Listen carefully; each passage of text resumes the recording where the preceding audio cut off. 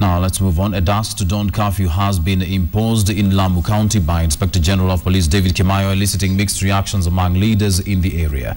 Meanwhile, security officers have launched a manhunt for attackers in a weekend raid on a bus, a police car and a taxi, killing 2 police officers and 2 civilians. This is the coach at the center of the latest security breach. Shattered glass all over from gunshots fired upon it by shadowy gangsters along the way to Mpeketoni Road.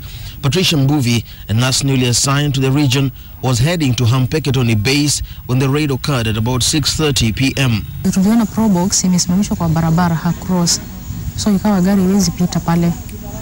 So kitambo dereva aulize kwani kuna nini, na elewe ni kama hakuna usalama, alislow gari.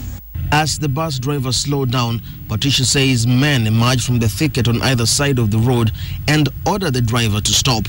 She narrates a tall man who wore headgear ordered the driver to step outside.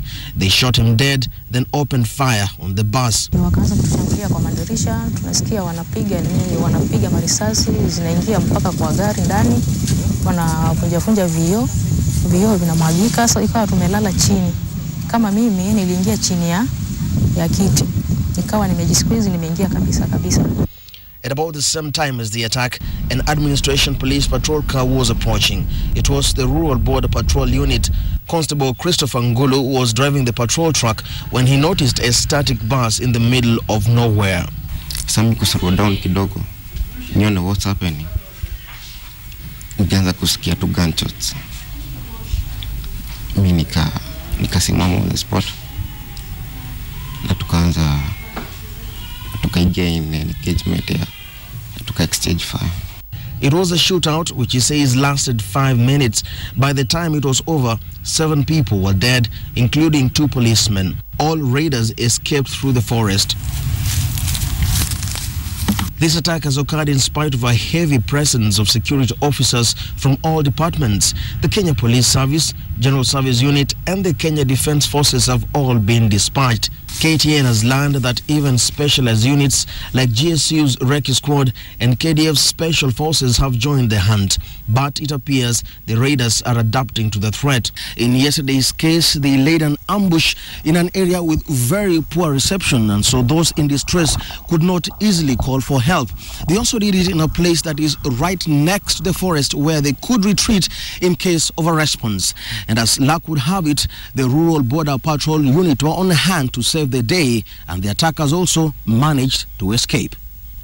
The government has now slapped a travel curfew on the Garsen-Lamu Road from dusk to dawn. Regional Coordinator Samuel Kilele says no motorists, whether public or private, will be tolerated along the route between 6 p.m. and 6 a.m. So the government is requesting all of us to cooperate with the security operations in that area.